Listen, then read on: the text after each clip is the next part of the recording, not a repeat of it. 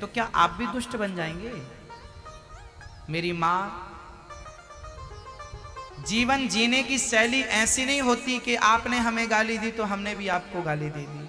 फिर दया क्षमा कहाँ जाएगी? किसके, कौन धारण करेगा? क्षमा बड़न को चाहिए, छोटन को उत्पात, काहरी को घट गयो जो भृगुमारी लात। दया आप नहीं करेंगे तो किससे अपेक्षा रखी जाएगी? बताओ, दया किसके हृदय में जाएगी? आपके पास ही तो दया आएगी ना। सत्य, सत्य की उम्मीद क्या हम कुत्ते से करें? क्या हम कुत्ते से कहें कि भाई कुत्ता तू सच बोल? क्या सच की उम्मीद कुत्ते से की जा सकती है? क्या सच की उम्मीद सूअर से की जा सकती है? बोलो मेरी माँ, क्या सच की उम्मीद बिल्ली, चूहा, कबूतर, पक्षी, पशु, मछली से की जा सकती है? सच की उम्मीद केवल इंसान से की जा सकती है। और इंसान होकर भी सच ना बोला तो वो इंसान किस काम का है मेरी माँ? किस काम का है वो? पशु पक्षी और आप में फिर कोई भेद नहीं है, अंतर नहीं है। दया आप नहीं करोगे कौन करेगा?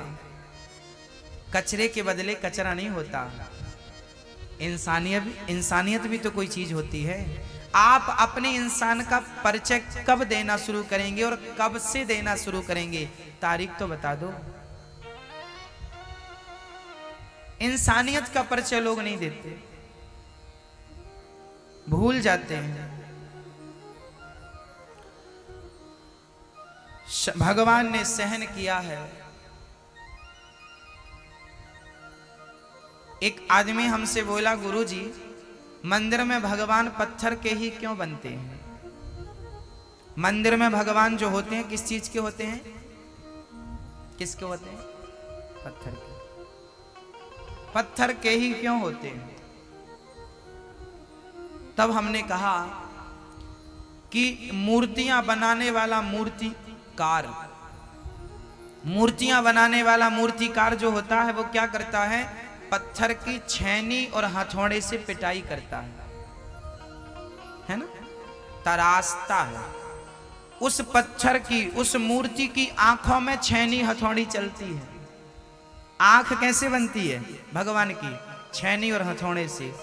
सोचिए, जिसकी आंख में छेनी चल रही हो और वो छेनी की चोट सहन कर रहा हो, जिसके गालों में छेनी चल रही हो और वो छेनी की चोट सहन कर रहा है, उसके बाद भी मूर्ति मुस्कुरा रही है। जो छेनी की चोट खाकर भी मुस्कुराए वो पत्थर ही भगवान बन सकता है। जितनी सहनशीलता पत्थर के अंदर है उतनी आपके अंदर जिस दिन आ जाएगी ना, आप भगवान बन जाएंगे।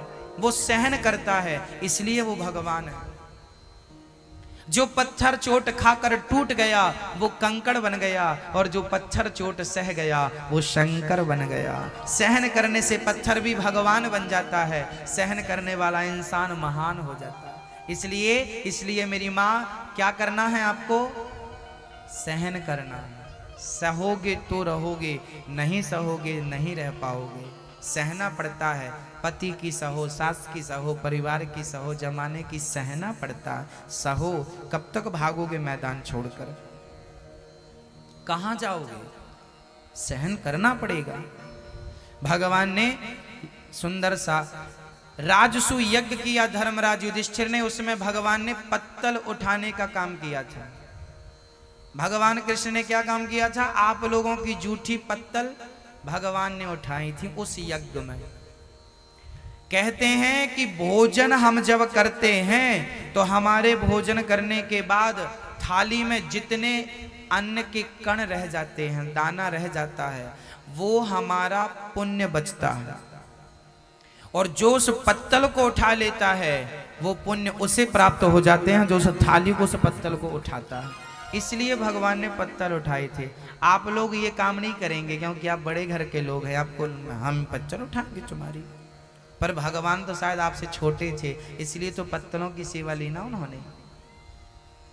पत्तल उठाते हैं भगवान। उस यज्ञ में पत्तल उठाई थी। इसलिए बड़ा वो नहीं है जो बड़ा बन के घूमे, जो छोटे छोटे काम करे उसे ही आप बड़ा कहेंगे भक्तों। जितना झुकता है इंसान उतना ही बड़ा होता है। बच्चों को कभी आपने खेल खेलते देखा होगा, वो पत्थर फंसाते हैं और छोड़ते हैं, क्या बोलते हैं उसको? उसमें पत्थर जितने पीछे जाता है उतने ही वो आगे जाता है। उसे जितना पीछे ले जाएंगे आप और छोड़ेंगे पीछे ले जाके तो उतना। भाई धनुष बाण क्या है? बाण जितना पीछे जाएगा उतने ही आगे जाएगा। आप जितने छोटे बनेंगे सेवा भाव में उतने ही आप श्रेष्ठ बनेंगे, महान बनेंगे, उतने ही आगे जाएंगे। आप झुकते नहीं है ना, इसलिए बड़े नहीं बन पाते। झुकता वही है जिसमें जान होती है, अकड़ खास मुर्दे की पहचान होती है। दंत वक्र का भगवान ने उद्धार किया और भगवान के परम भक्त का नाम था सुदामा।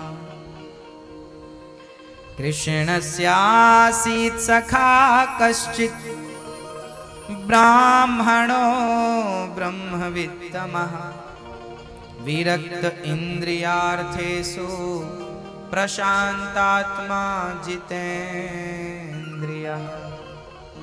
भगवान श्री कृष्ण के परम मित्र का क्या नाम था? सुदामा।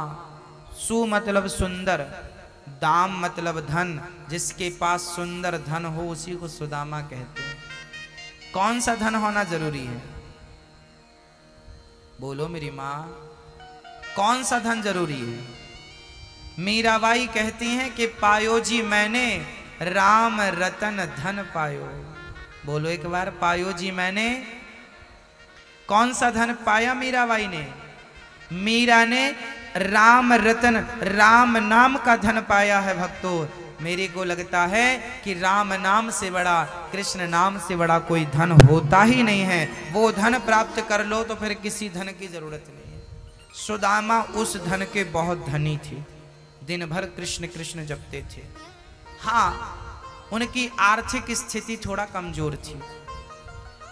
रोटी बन जाती थी आज तो कल बनेगी कि नहीं इसका भी कोई भरोसा नहीं था। ऐसे सुदामा की हालत थी।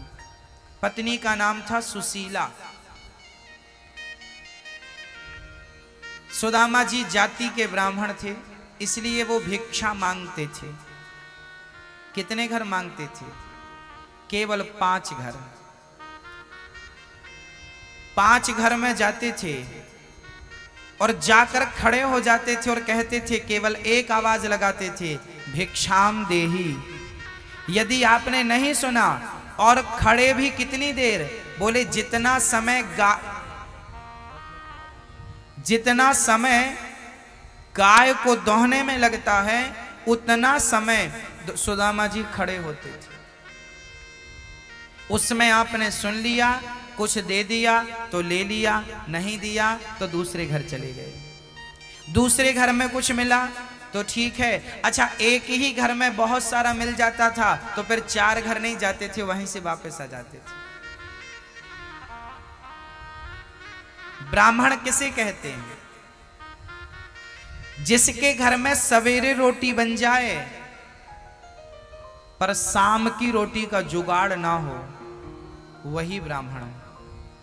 क्योंकि ब्राह्मण कभी संग्रह नहीं करता, वो कल की चिंता नहीं करता, वो आज प्रेम से खा करके और भगवान के भजन में लग जाता है। कल भगवान खुद देंगे जिस प्रकार देना चाहे। सुदामा जी 5 घर भिक्षा मांगते। एक दिन तो ये स्थिति हुई कि 5 घर में उन्हें कुछ नहीं मिला।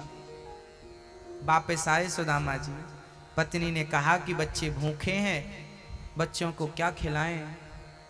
बोले पानी पिलाकर सुला दो आज। पानी पिलाकर सुशीला सुलाने लगी। पानी पिलाकर सुलाने लगी, पर बच्चे तो बच्चे हैं। माँ भूख लगी है, माँ भूख लगी है, माँ रोटी दे दो, भूख लगी है। सुदामा जी की पत्नी सुशीला बोली, स्वामी जी बच्चे सो नहीं रहे हैं।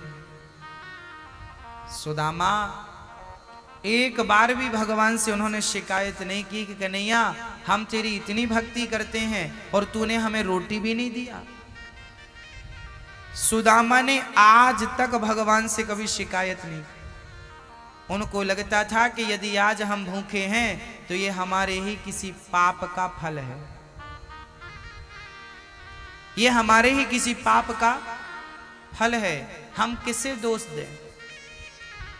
बस कृष्ण कृष्ण कहकर सुदामा ने बच्चों को सुलाया, सुशीला सो गई और सुदामा जी भी कृष्ण कृष्ण जपते सो गए। सुबह सुदामा जी उठे, स्नान ध्यान किया, पूजा पाठ की, फिर भिक्षा लेने गए।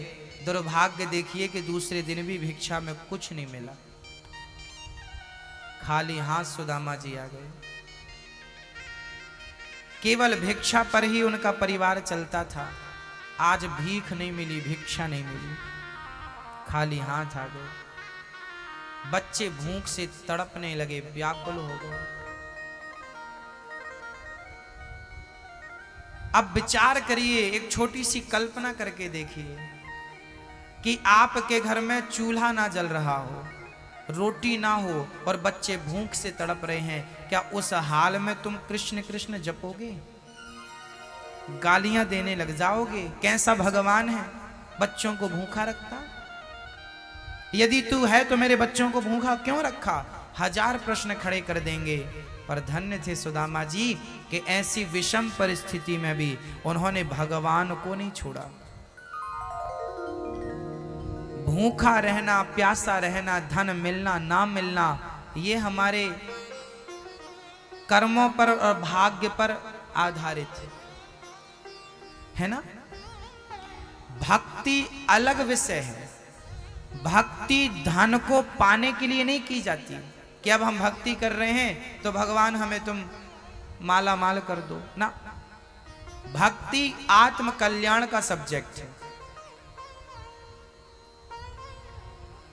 पर भगवान भी तो परीक्षा लेकर देखते हैं ना। ये सुदामा जी की परीक्षा थी, उनके धैर्य की परीक्षा थी, उनके धीरज की परीक्षा थी कि उनका धीरज टूटता है या नहीं। जीवन में जब विषम परिस्थिति आए तो समझ लेना कि भगवान आपको भी कसौटी में कस के देख रहे हैं, आपकी भी परीक्षा ले रहे हैं। आप यदि आज भूखे हैं तो समझ लेना कि भगवान की ये परीक्षा है कि तुम इस हाल में भी हमारा शुक्रिया अदा करते हो या शिकायत करते हो। दूसरे दिन सुदामा के घर चूल्हा नहीं जला। सुदामा जी के बचपन के एक मित्र आ गए। उन्होंने कहा कि मेरी पहचान एक बड़े राजा से है, यदि तुम उनकी तारीफ में कुछ पंक्तियां कविता सुना दोगे तो राजा तुम्हें ढेर सारा सोना देगा। जबरदस्ती पकड़ कर ले गए और सुदामा उस राजा के सामने जब गए तो राजा से सुदामा ने कह दिया कि राजन इतना गुरूर मत कर। सुदामा ने कहा कि कल राजा कोई और था, कल होगा कोई और, इसी एक के शीश पर सदा रहे नाम, कि भजले हरि हरि मनवा।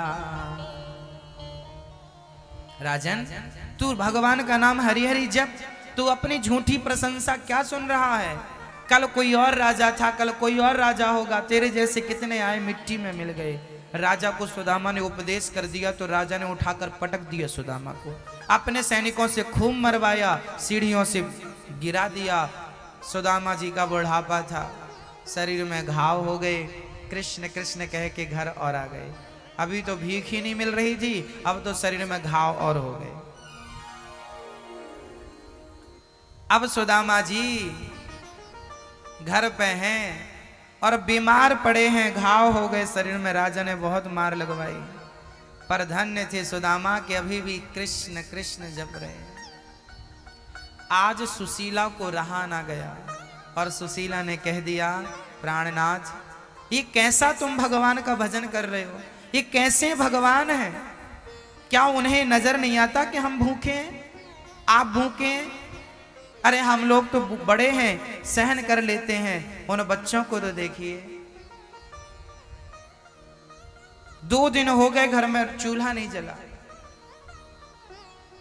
सुदामा बोले, सुशीला भगवान कल जरूर देंगे, कल भिक्षा लेने जाऊंगा, कल जरूर मिलेगा।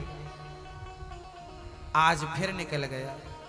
दूसरे दिन हुआ, सुदामा जी भिक्षा लेने गए। संयोग से आज किसी ने भंडारा किया था, तो बढ़िया खीर का प्रसाद लेकर सुदामा जी आ रहे थे। खीर का प्रसाद लेकर जब आ रहे थे बड़े खुश कि आज बच्चों को पेट भर खीर खिलाऊंगा, और जैसे ही वो आए तो क्या हुआ, दो सांड आपस में लड़ रहे थे, और सांड लड़ते लड़ते सुदामा के पास आए। सुदामा को बुढ़ापे में धक्का लगा, पूरी खीर गिर गई। कुत्ते आकर उस खीर को चाटने लगे। सुदामा फिर आ गए। पत्नी ने कहा आज क्या मिला? बोले खीर मिली थी, पर दुर्भाग्य से वो कुत्तों के नाम की थी। जिसकी थी, जिसके भाग्य में थी उसने खा लिया। शायद हमारे भाग्य में आज भी कुछ नहीं है। फिर वो कृष्ण कृष्ण जपने लगे, कृष्ण कृष्ण। ऐसी स्थिति में भला कौन जाप करता है भाई? कौन कृष्ण को याद करता है? सुदामा ने किया। लोग कहते हैं सुदामा गरीब थे इसलिए भगवान मिले। भक्तों, यदि सुदामा जैसी गरीबी में भगवान मिलते तो आज भी सुदामा जैसे गरीब लोग मिल जाएंगे। सुदामा जैसी गरीबी में भगवान नहीं मिलता, सुदामा जैसे प्रेम से भगवान प्राप्त होता है। सुदामा जितना प्रेम, सुदामा जितना विश्वास हो तो कृष्ण जरूर मिलेगा। गरीबी तो आज भी उतनी मिल जाएगी आपको, जिनके घर में रोटियां नहीं। अब भगवान द्वारिकाधीश को रहा ना गया, उनकी आंखों में आंसू आ गए। सुदामा, इतना कष्ट उठाकर भी तूने मेरी भक्ति नहीं छोड़ी। आज ब्राह्मण का रूप बनाकर सुदामा जी आ गए, और सुदामा घर पे थे नहीं, सुशीला थी। ब्राह्मण ने मांगा, भगवान विप्र बनकर आए हैं, भिक्षाम देही। सुशीला बाहर आई, ब्राह्मण देवता 3 दिन से घर में चूल्हा नहीं जला, हम आपको अन्न का एक दाना नहीं दे सकते, हाँ पानी जरूर पिला सकते हैं। तब भगवान बने ब्राह्मण ने कहा कि सुशीला, आपके सुदामा की तो मित्रता कृष्ण से है, तुम द्वारिकाधीश क्यों नहीं भेजती हो अपने पति को? आज पहली बार सुशीला को यह बात पता चली कि मेरे पति के मित्र भी हैं कृष्ण। सुशीला ने कहा, स्वामी जी आप द्वारिका क्यों नहीं चले जाते? उनसे कुछ मांग क्यों नहीं लेते? वो सबको देते हैं, वो दाता है, भगवान है। सुशीला से सुदामा जी ने कहा, सुशीला क्या मैंने इतनी जो भक्ति की है, कैसे भक्ति के बदले क्या मैं भगवान से रोटियां मांगूंगा? क्या मेरा मांगना शोभा देगा? यदि मैंने भगवान से कुछ मांग लिया ना सुशीला, तो मैं मजदूर हो जाऊंगा, क्योंकि मजदूर मजदूरी करता है, बाद में पगार ले लेता है। तो मैंने भी भक्ति करी और बदले में रोटियां मांग ली, कुछ मांग लिया, तो मैं मजदूर हो जाऊंगा। सुशीला, मैं द्वारिका नहीं जा सकता, मैं अपने मित्र को यहीं से याद करूंगा, मुझे जाना नहीं। तब सुशीला ने कहा, अच्छा कोई बात नहीं, आप मांगना मत, कम से कम अपने मित्र का दर्शन तो कर लो। क्या आपको दर्शन की अभिलाषा नहीं जागती? जब इस प्रकार सुदामा जी को कहा तो कृष्ण के लिए रोने लगे, और दर्शन की चाह लेकर सुदामा जी घर से चल पड़े। खाली हाथ कैसे जाते ये भी समस्या थी कि मित्र के घर खाली हाथ कैसे जाऊं। तब सुशीला 4 घर से 4 मुट्ठी चावल उधार मांग कर लाई है कि कभी भगवान हमें देंगे तो हम तुम्हारे 4 मुट्ठी चावल वापस कर देंगे। सोचिए, इतना बड़ा भगत और 3 दिन से चूल्हा नहीं जला था। क्या आप में से किसी की स्थिति सुदामा जैसी है? आप लोग सुदामा से अच्छे हो के नहीं? धन दौलत में अच्छे हो भक्तों, पर भक्ति प्रेम में उतने अच्छे हो जाओ तो आनंद ही आनंद है। सुदामा जी 4 मुट्ठी चावल बांधते हैं, फटी सी पोटरी में कांख में दबाते हैं, और कृष्ण कृष्ण कृष्ण कृष्ण कृष्ण कृष्ण कहते हुए द्वारिका की तरफ चल पड़ते हैं। चले श्याम सुंदर से मिलने सुदामा, गाते हुए मन में हरे कृष्ण रामा। चले श्याम सुंदर से मिलने सुदामा, गाते हुए मन में हरे कृष्ण रामा। तुम ही मेरे मन मंदिर, तुम्ही मेरी पूजा, तुम्ही देवता हो, तुम्ही देवता हो। चल पड़े सुदामा कृष्ण कृष्ण कृष्ण कृष्ण जपते हुए। चलते चलते चलते चलते पाँव में कांटे, चप्पल जूता तो था नहीं, पाँव में कांटे चुभ गए, बड़े बड़े कांटे। सुदामा जी एक पेड़ के नीचे बैठ गए। रास्ता भी तो पता नहीं था, पहले तो पगडंडियां हुआ करती थी, कोई हाईवे तो था नहीं। सुदामा जंगल पार कर रहे थे, पेड़ की छांव में बैठे थे, बस कृष्ण कृष्ण जपते। तब भगवान कृष्ण ने द्वारिका से देखा कि मेरा भक्त घर से निकल गया है, अब उसे मंजिल तक पहुंचाना मेरी जिम्मेदारी है। तब भगवान खुद गाड़ी लेकर पहुंच गए, बैलगाड़ी, गाड़ी वाले बनकर गए। चल पड़ना आपका काम है भक्तों, मंजिल तक तो वो खुद पहुंचाता है, उस पर भरोसा रख के चलिएगा, मिलेगी जरूर। हाँ,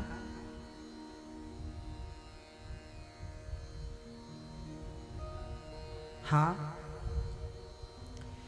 सुदामा जी महाराज गाड़ी पर बैठे हैं और चल पड़े। चले हैं सुदामा, अद्भुत दर्शन है। द्वारिका पहुंचे हैं, लोगों से पूछा है भैया क्या यही द्वारिका नगरी है? हाँ हाँ। आइए जरा किस भाव से सुदामा जी आए हैं, दर्शन करते हैं। ओ मित्र की मित्रता, श्याम प्यारे सखा,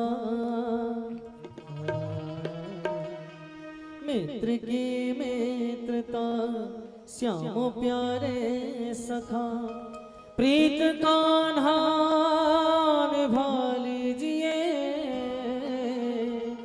हो द्वारिका में बुला लीजिए मेरे श्याम, द्वारिका में बुला लीजिए।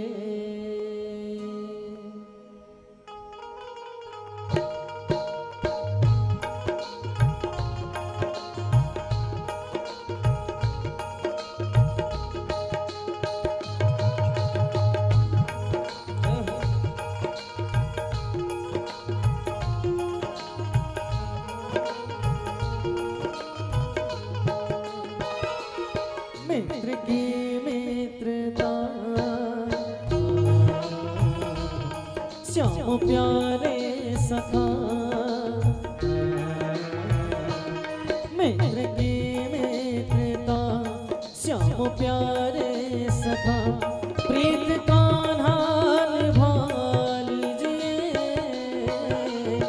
द्वारिका में बुला लीजिए मेरे श्याम, द्वारिका में बुला लीजिए।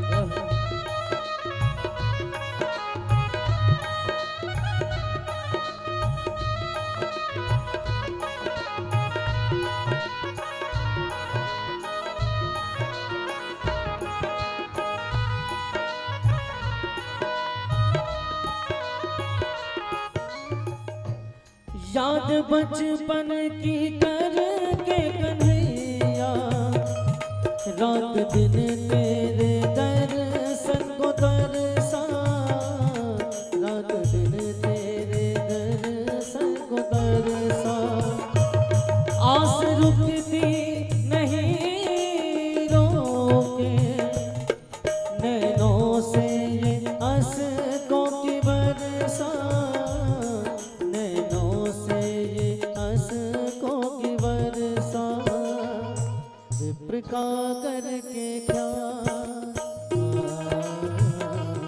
मेरे प्यारे गोपाल, विप्र का करके क्या मेरे प्यारे गोपाल, दर्शन अपना करा लीजिए,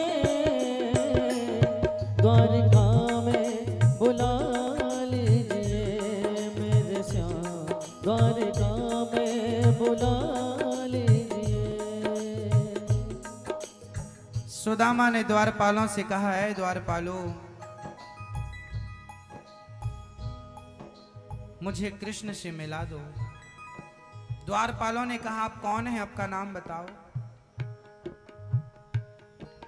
मेरा नाम सुदामा है, मैं कृष्ण का मित्र हूं। एक बार जाकर कह दो कि बचपन का मित्र सुदामा आया है। सुदामा जी की बात जब द्वारपालों ने ठीक ठीक नहीं सुनी, तब द्वार से ही कृष्ण को आवाज लगाने लगे, सुदामा जी, कन्हैया कब से खड़ा हूं तेरे द्वारे पे, क्या दर्शन देकर मुझे कृतार्थ नहीं करेगा कन्हैया?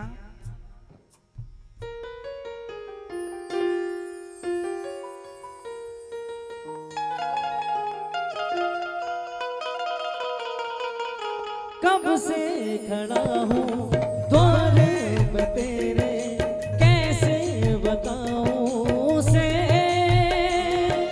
कैसे बताऊँ उसे। दीवानगी ने पागल किया है, कैसे दिखाऊँ तुझे, कैसे दिखाऊँ तुझे। मिटाने से भी ना मिटेगी मेरी मित्रता है, मेरे बचपन का मित्र है, उसी से मिलने आया हूँ। मेरे बचपन का मित्र है, उसी से मिलने आया हूँ। एक द्वारपाल को दया आई, आया, ठीक है तुम्हारा संदेशा पहुंचाता हूं। चल पड़ा द्वारपाल और भगवान श्री कृष्ण से कहा कि हे प्रभु, आपका परम मित्र आज आपसे मिलने आया है। भगवान बोले, कौन है, क्या नाम है? तब द्वारपाल ने भगवान से कहा कि शीस पगा न झगा तन में, आही जान को आही बसे के ही ग्रामा। धोती फटी सिलटी दुपटी अरु, पाए उपासन की नहीं सामा। द्वार खड़ो दुज दुर्बल एक रहो, चकिसो वसुधाय अभिरामा। पूछत दीन दयाल को नाम, बतावत आपनो नाम सुदामा।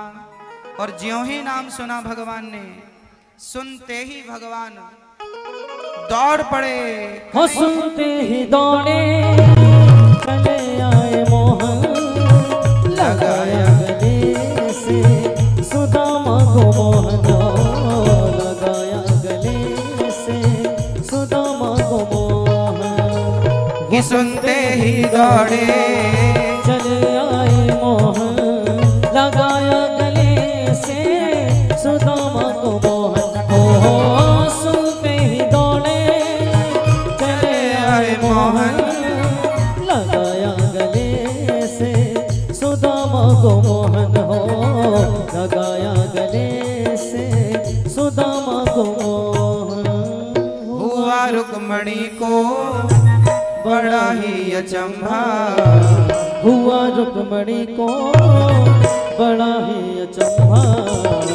ये मेहमान कैसा अजीब आ गया है, ये मेहमान कैसा अजीब आ गया है। अरे द्वारपालो, सुदामा को गले से लगाया है गोविंद ने। अब सुदामा जी वापस जाने लगे, कन्हैया आज्ञा दो, बस दर्शन करने की अभिलाषा थी सो पूरी हो गई, अब जा रहा हूं। जाने लगे सुदामा। भगवान ने रोका, मित्र क्यों जा रहे हो, हमें छोड़कर चलो। आप जा नहीं सकते, हम आपको कुछ देना चाहते हैं। सुदामा ने कहा, कन्हैया आपने सब कुछ दे तो दिया। भगवान ने कहा, मैंने क्या दिया सुदामा? तब सुदामा ने कहा, द्वारिकाधीश, ये पूरी दुनिया के सामने आपने हमें अपने गले से लगाकर जो मुझे मान सम्मान दिया है ये किसी दौलत से कम नहीं। लोग मुझे भिखारी कह रहे थे, आज आपने अपने गले से लगाकर जो मेरा मान सम्मान बढ़ाया है, क्या वो मान सम्मान मुझे दौलत से मिल सकता है? हे द्वारिकाधीश, आज अपने गले से लगाकर आपने मुझे दुनिया का सबसे अमीर व्यक्ति बना दिया। जिसकी एक झलक पाने को लोग तरस रहे हों, आज वो जगदीश जगन्नाथ, आज आपने मुझे अपने गले से लगाकर कृतार्थ कर दिया। भगवान ने सुदामा का हाथ पकड़ा, बोले मित्र चलो, मैं आपको अपने कक्ष में लेकर चलता हूं और आपकी सेवा करना चाहता हूं। सुदामा का हाथ पकड़कर द्वारिकाधीश अपने महलों की ओर बढ़े हैं और अपनी आसन पर बिठाया है। सुदामा बोले प्रभु मैं आपके नीचे ठीक हूं चरणों में, यहां बैठो। भगवान ने कहा यहां नहीं, ऊपर बिठाओ। ऊपर बिठाया है, पर सुदामा तो सुदामा है, उल्टा बैठ गए। अरे मित्र सीधा बैठो, सीधा बिठाया, सीधा बिठाया। और भगवान ने रुक्मणी जी से कहा रुक्मणी जाओ पानी लेकर आओ। पानी लाने में देर क्या लगा दी सुदामा, कन्हैया ने, रुक्मणी ने, आज द्वारिकाधीश ने अपने नेत्रों के जल से चरण धुल दिए कि देख सुदामा की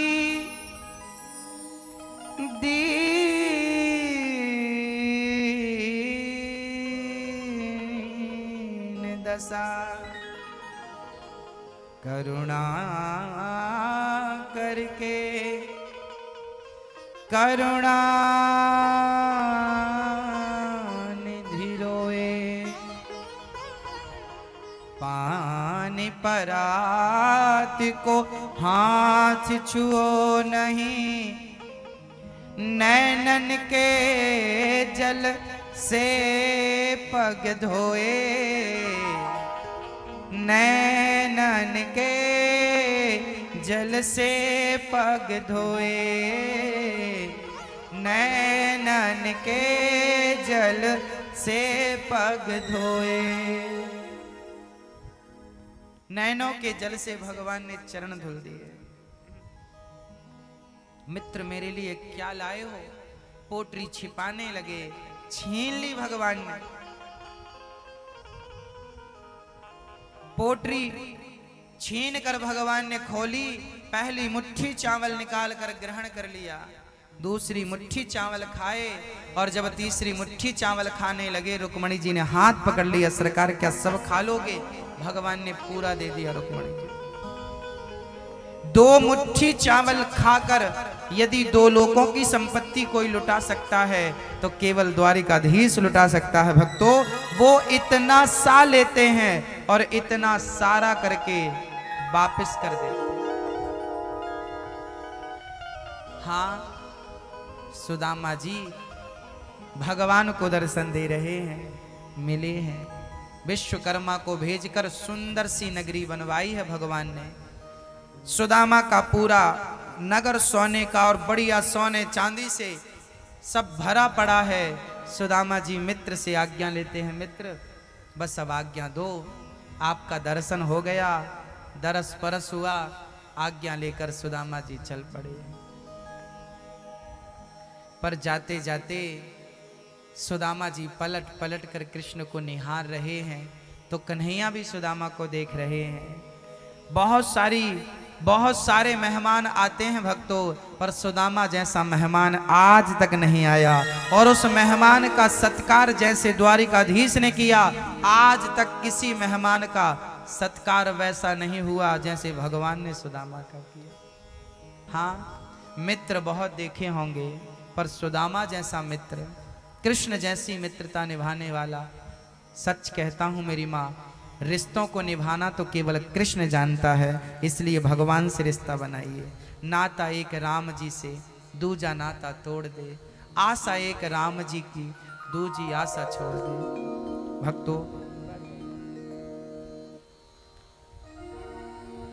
भक्तों जैसे सुदामा जी को 2 मुट्ठी चावल लेकर भगवान ने 2 लोगों की संपत्ति दे दी है, सुदामा को भी पहले देना ही पड़ा ना। क्या बिना दिए सुदामा को वापस मिला? पहले देना पड़ा। जैसे सुदामा को पहले देना पड़ा फिर भगवान ने दिया, ऐसे भक्तों पहले देने की शुरुआत आपको करनी पड़ेगी। जब आप इतना सा दान करेंगे तो उसी दान को भगवान कई गुना बढ़ाकर आपको वापस कर देंगे। इसलिए बोलता हूं कि श्रीधाम वृंदावन में वृद्ध माओं के लिए वृद्धाश्रम बन रहा है, जिस पर वृद्ध माताएं रहेंगी। जिस आश्रम में वृद्ध माओं की सेवा होगी। मैया जी एक बात बताओ, मंदिर में जो भगवान बैठे हैं उन्हें किसने बनाया है? बोलो, किसने बनाया? मैया जी, ओ मैया, ओ प्यारी मैया, पंचायती मैया सुन लो। मंदिर में भगवान बैठे हैं, उन भगवान को किसने बनाया? बोलो, किसने बनाया? भगवान को बनाया है किसी इंसान ने। मूर्ति की छिलाई पत्थर की कर दी। भगवान को बनाने वाला कोई इंसान है। इंसान ने मूर्तियां बनाई, मंदिर में रख दिया, प्रतिष्ठा कर दी, भगवान हो गए। भगवान को बनाने वाला इंसान होता है भक्तों। पर ये तो बताओ कि आपको और आपकी माँ को किसने बनाया? इंसान की बनाई मूर्ति को भगवान कहते हो, और भगवान ने जिन इंसानों को बनाया उनका अनादर करते रहते हो, घर से निकालते रहते हो। कितनी बड़ी विडंबना है भक्तों। इंसान भगवान को बनाता है, पर भगवान इंसान को बनाता है। इंसान की बनाई मूर्ति का आदर है, पर भगवान की बनाई मूर्ति को लोग घर से निकाल दे रहे हैं। क्या ये सही है मेरी माँ? इन वृद्ध माताओं के लिए आपको जो भी दान करना है, सहयोग करना है, आप लोग उस झोली में डाल सकते हैं। कुछ भक्तों ने वृद्ध माओं के लिए सहयोग किया है, आप उनके नाम श्रवण करें। जिन भक्तों ने सहयोग करना है आप अपना नाम लिखाएं। हमारे श्री विपिन बकाल जी की माँ श्री आशा महादेव बकाल जी अपने द्वारा एक वृद्ध माँ को एक कमरा बनवा रही हैं। जोरदार तालियां आपके लिए। मैया जी मंच पे आए। इन्होंने एक माँ को वृंदावन में कमरा बना करके वृद्ध माँ को देने का संकल्प लिया है, और 1 लाख रुपए का सहयोग कर रही हैं अभी, और बाकी धीरे धीरे आप करती रहेंगी। एक बार जोरदार तालियां आशा मैया जी के लिए। कुछ भक्तों ने सहयोग दिया। यदि आपको इस कार्य से जुड़ना है और वृंदावन में वृद्धाश्रम के लिए सहयोग करना है तो आप कर सकते हैं। बोलिए वृंदावन बिहारी लाल की जय, राधा रानी सरकार की। दोनों हाथ उठाकर एक बार, बस आज का दिन है, आप भक्ति भाव से बोल दीजिए, कल से आपको कोई नहीं बोलेगा। बोलिए वृंदावन बिहारी लाल की। बहुत ही सुंदर, बहुत ही मधुर वाणी में महाराज श्री ने श्रीमद् भगवत कथा का श्रवण पान कराया है। भक्तों, जैसा कि आप जानते हैं, बहुत सुंदर सा उद्देश्य, बहुत सुंदर सा प्रकल्प, बहुत सुंदर सा यह संकल्प है कि वृद्ध माताओं की सेवा हेतु महाराज श्री ने अथक प्रयासों से उन वृद्ध माताओं के लिए आश्रम बनाने की पहल की है। आपका और हमारा यह कर्तव्य बनता है कि इस सहयोग में, इस प्रकल्प में आप अपना सहयोग प्रदान कर इस प्रकल्प को पूर्ण करें। भक्तों, बहुत खुशी होती है कि कोई तो है उन वृद्ध माताओं को सुनने वाला, जिन्होंने उन वृद्ध माताओं का दुख समझा है, उन वृद्ध माताओं के दर्द समझा है। कुछ भक्तों ने अपने सहयोग का, अपने आशीर्वाद का सहयोग हमको पहुंचाया है। मैं चाहता हूं आप लोग जोरदार तालियों से उनके नामों की जब घोषणा होगी आप उनका स्वागत करेंगे। श्री अनख लाल देवरिया वणी महाराष्ट्र से हैं, इनकी तरफ से 1100 रुपए की राशि। साथ ही साथ 501 रुपए की राशि जगदीश बुट्टी बोरी से हैं, इनकी तरफ से 501 रुपए की राशि। शैलेंद्र रणके बुट्टी बोरी से, इनकी तरफ से 501 रुपए का सहयोग। 501 रुपए का सहयोग विजेंद्र शर्मा जी बुट्टी बोरी से हैं। 501 रुपए की राशि देवेंद्र राम दुलारे कुशवाहा जी रीवा से हैं। 1100 रुपए की राशि आशा अशोक चतुर्वेदी जी, ये भी बुट्टी बोरी से हैं। 501 रुपए की राशि तेज राम बुट्टी बोरी से, 501 रुपए की राशि वासुदेव समरकर बुट्टी बोरी से, 500 रुपए शुभम जी के लिए इस मंच तक पहुंचा है। उन वृद्ध माताओं के लिए मैं चाहता हूं आप लोग जोरदार तालियों से उनका स्वागत करते रहें। साथ ही साथ 1100 रुपए की राशि समरजीत सिंह पवार जी बुट्टी बोरी से, इनकी तरफ से भी 1100 रुपए की राशि। विठल रामा बुट्टी बोरी से, इनकी तरफ से 551 रुपए की राशि। 500 रुपए की राशि राम नारायण शुक्ला जी सतना से हैं, इनकी तरफ से। आशा महादेव वकाल जी, इन्होंने 1 लाख रुपए की राशि उन वृद्ध माताओं को समर्पित की है, जैसा कि महाराज जी ने बताया। 501 रुपए की राशि प्रभाबाई टीकाराम जी मुट्ठी बोरी से, इनकी तरफ से भी सहयोग प्राप्त हुआ है। भक्तों, आप भी इसी प्रकार से अपना सहयोग हम तक पहुंचा देते रहें और हमसे जुड़े रहने के लिए YouTube चैनल से भी आप हमसे जुड़ सकते हैं और हमारे चैनल को सब्सक्राइब करके अपने जीवन को धन्य कर सकते हैं। चलते हैं महाराज जी के सानिध्य में। एक बार दोनों हाथ उठाकर बोलेंगे वृंदावन बिहारी लाल की जय। भक्तों, देखिए वृद्ध माताओं की सेवा का कार्य आपके सहयोग से ही संभव है। हम अकेले कुछ नहीं कर सकते, हमारी सामर्थ्यता भी नहीं है। जब तक आप अपने सहयोग के हाथ नहीं बढ़ाएंगे हम कुछ भी नहीं है। भक्तों, जब राम ने सेतु का निर्माण किया था, बंदर भालुओं ने पत्थर डाले थे, तब उस सेतु में गिलहरी ने भी अपना योगदान दिया था। बोलिए सतगुरुदेव भगवान की जय। साथ ही साथ सुरेंद्र वाशा के बुट्टी बोरी से, इनकी तरफ से भी सहयोग प्राप्त हुआ है गुप्त राशि। राहुल महेंद्र वंशी, इनकी तरफ से 511 रुपए की राशि मध्य प्रदेश बैतूल से। मैं चाहता हूं जोरदार तालियों से स्वागत करें। चलते महाराज जी के सानिध्य में। उस गिलहरी ने अपने शरीर को पानी में गीला किया और बालू में लेट गई। उसके शरीर में जो बालू लिपट गई उसी को जाकर वो सेतु पे झड़ा देती थी। राम ने देखा, राम ने कहा गिलहरी आप क्या कर रही हो, किसी के पांव के नीचे आ जाओगी तो दबकर मर जाओगी। तब उस गिलहरी ने कहा था कि राम, मैं इतनी बड़ी तो नहीं हूं कि बड़ी बड़ी शिलाएं रख करके आपके सेतु में सहयोग करूं, लेकिन मुझे लगता है कि आपके चरण बड़े कोमल हैं। यदि इतने नुकीले नुकीले पत्थरों पर आप चलेंगे तो चोट लग जाएगी। मैं चाह रही हूं कि पूरे सेतु पे बालू बिछा दूं ताकि आपके पांव में कोई चोट ना लगे, छाला ना पड़े। इतनी सी गिलहरी इतना बड़ा भाव लेके चलती है।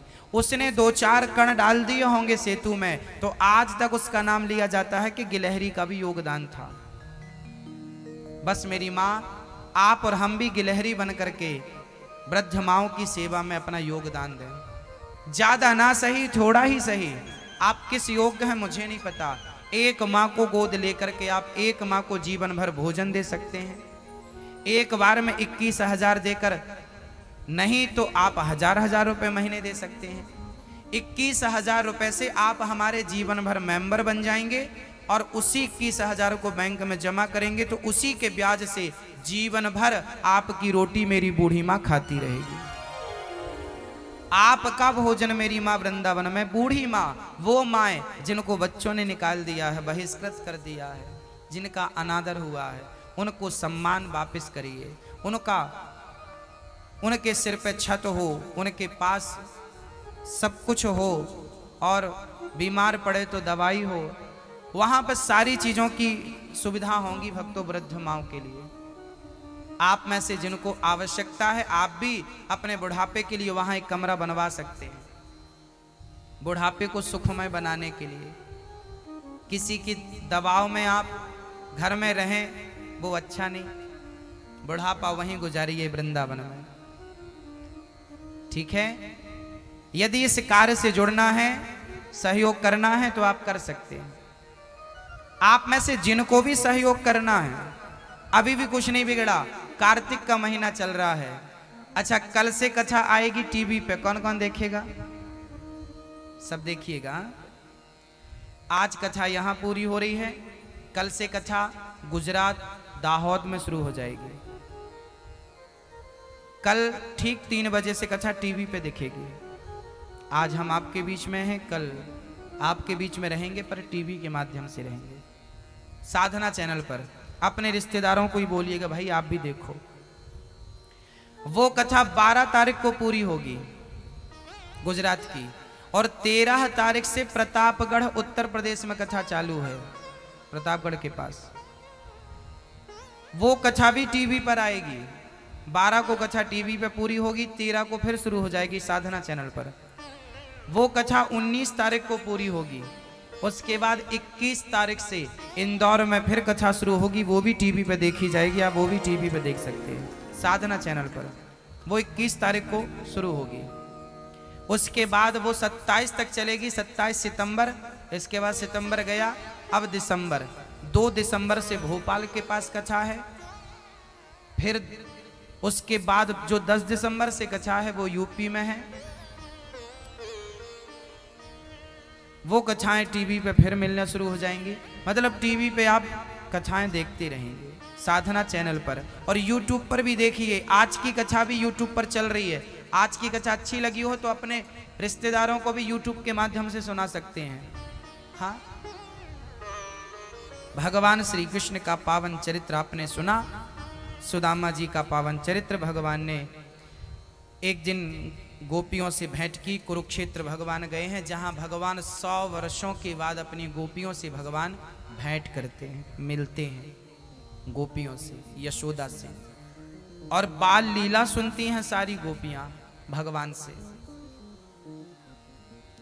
हाँ,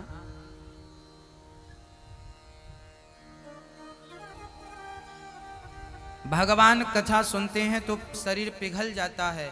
भगवान का वही शरीर आज जगन्नाथ जी के रूप में उपस्थित है। जगन्नाथ जी प्रत्यक्ष हैं। भगवान ने देवकी के 6 पुत्रों को लौटाया है। भृगु जी ने परीक्षा ली है। भगवान के पुत्र सांब ने पेट में कपड़ा बांधकर संतों की परीक्षा लेनी चाहिए। संतों ने श्राप दे दिया, तेरे वंश का नाश करने वाला मूसल होगा। उन्होंने पूछा था कि मेरे पेट में बेटा है कि बेटी, बहू बनकर गए थे। संतों ने श्राप दे दिया, वंश का नाश करने वाला मूसल है। कपड़ा हटाकर देखा, मूसल निकला। चूरन करके फेंका, मछली ने वो कील निगल गई, और वो एक बहेलिये ने बाण में लगाई। दत्तात्रेय जी के 24 गुरुओं की पावन चर्चा है। जीवन में गुरु कितने होने चाहिए? शिक्षा गुरु तो हजारों हो सकते हैं, पर दीक्षा गुरु एक ही होना चाहिए। भगवान की भक्ति 2 प्रकार की होती है। एक शारीरिक पूजा होती है, एक मानसिक पूजा होती है। शारीरिक पूजा कैसी होती है? आपके घर पे लड्डू गोपाल जी हैं कि नहीं? सबसे पहले भगवान की हमें कैसे पूजा करनी चाहिए वो मैं आपको विधान बता रहा हूं। सबसे पहले एक थाली लीजिए।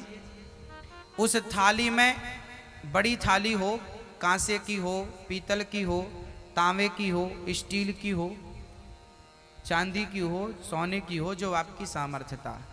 उस थाली को आप लीजिए। उस थाली में चंदन से आप एक स्टार बनाइए।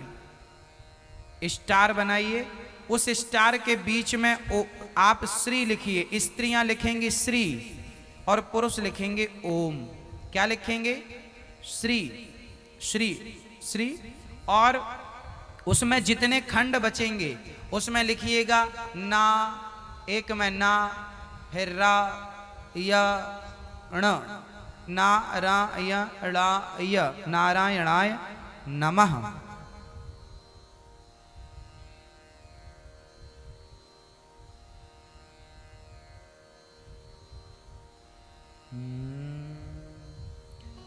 क्या लिखेंगे उसमें?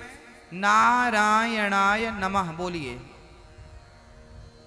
नारायणाय नमः।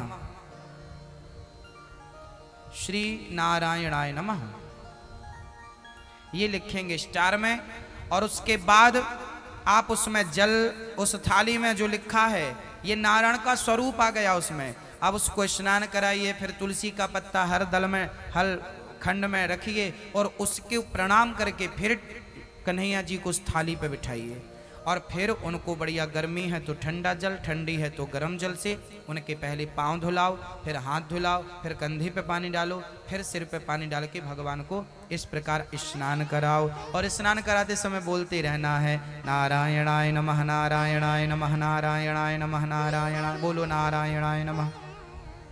नारायणाय नमः, नारायणाय नमः, नारायण।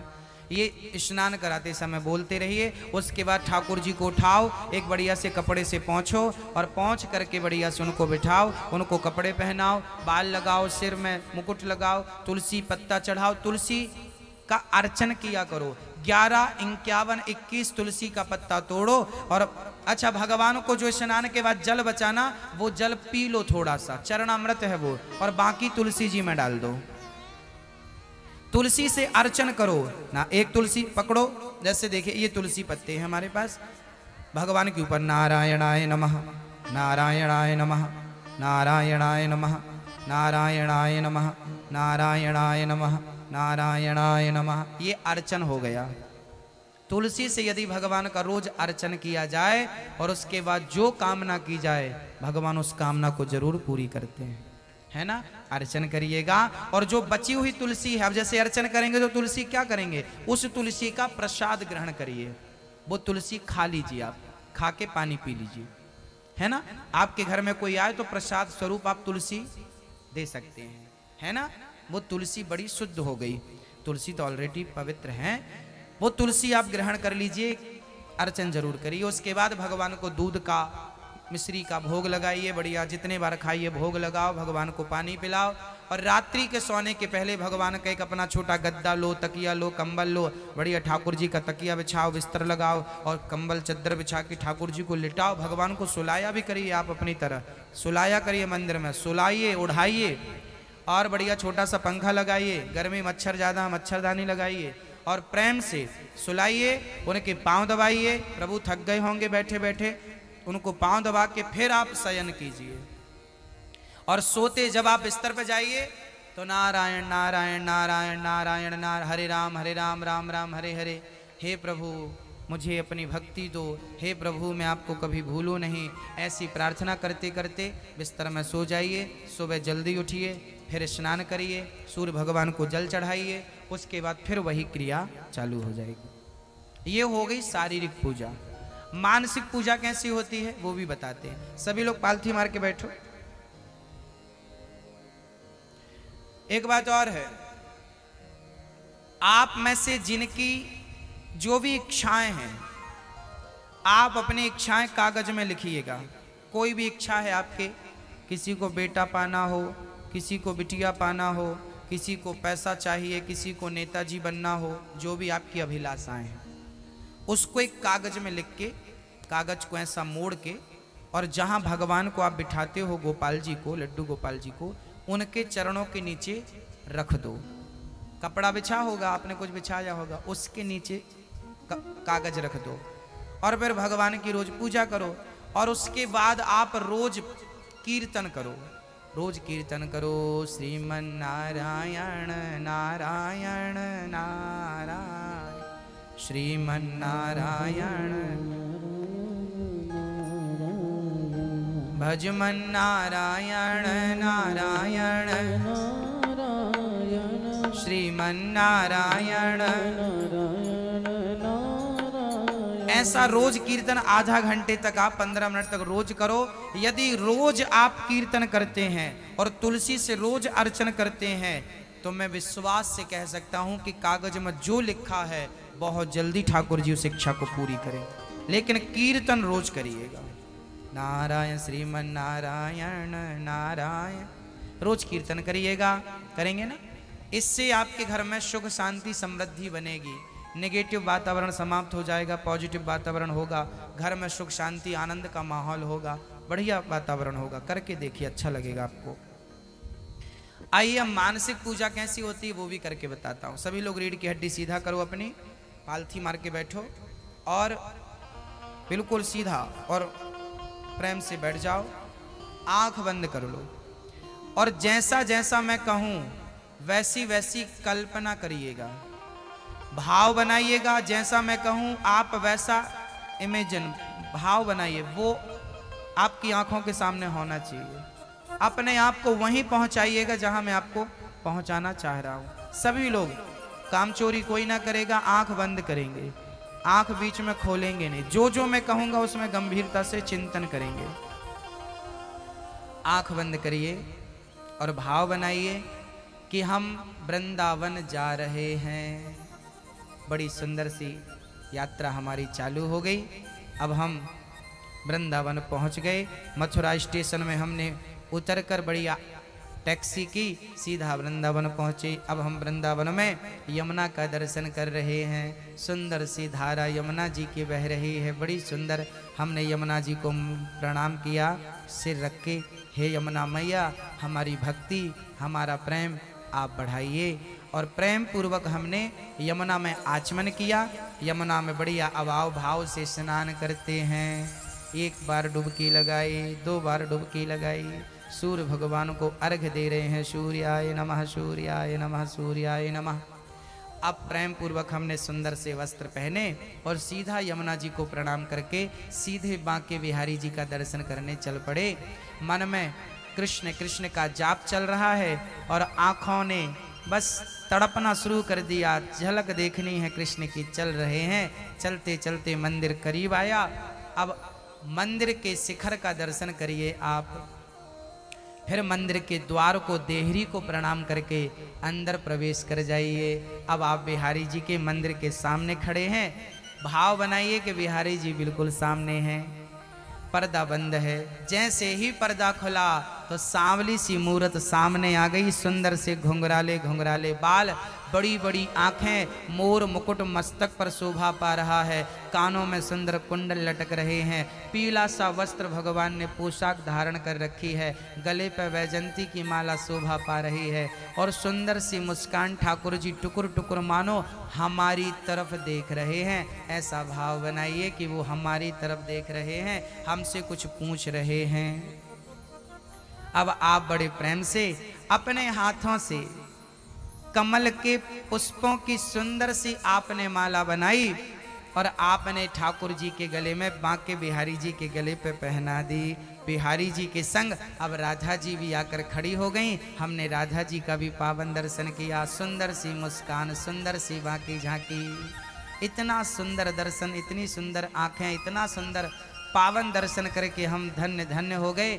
अब सुंदर सा माला राधा रानी को भी पहनाया और ठाकुर जी के लिए बढ़िया सोने का सिंहासन हम बना रहे हैं।